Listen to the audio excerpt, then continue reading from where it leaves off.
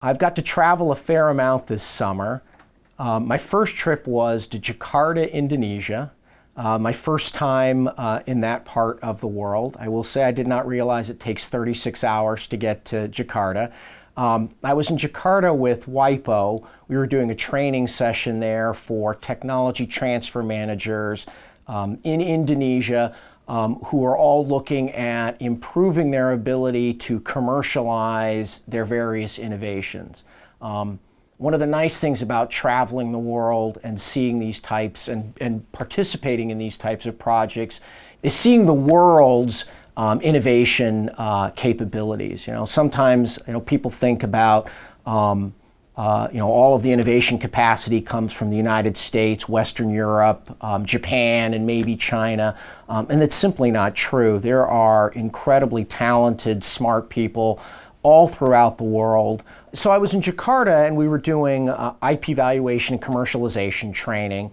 It was actually a very powerful event. There were about 30 people from all over the country who had come to learn how to commercialize their various innovations more efficiently, how to make better decisions, how to decide what should be patented versus what shouldn't be patented. My next trip was to California.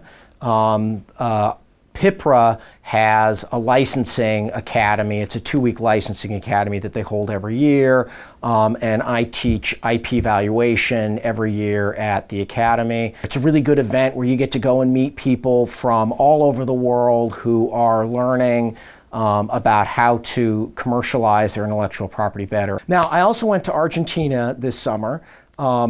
Professor Murphy and I were engaged by the Argentine government to help them with a project on open innovation. They're looking at ways to, as a country, they're looking at ways to improve the ability of the public universities and public government research institutes to commercialize their technology more efficiently. And one of the things they're looking at are various open innovation strategies to make that better.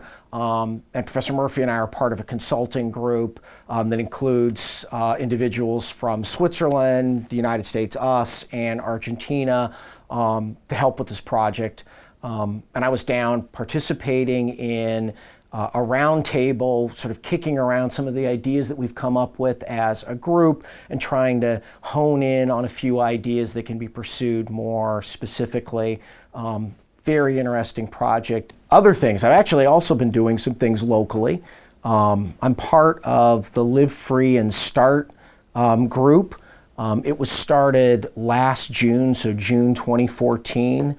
The goal of Live Free and Start is to make New Hampshire a more startup-friendly state.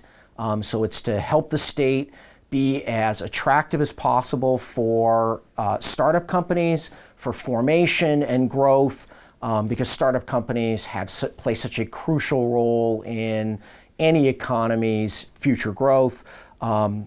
We've worked on a number of projects. One of the things that's been personally exciting for me is after, I think, something like over 10 years of trying, we finally were able to get the state to pass a new Securities Act for the state of New Hampshire, and that actually was just signed into law in late July. So that was a very significant project that I worked on all year, and it's always nice that when you work on a project that you actually get to see something tangible at the end, and we now have a new Securities Act for the state of New Hampshire.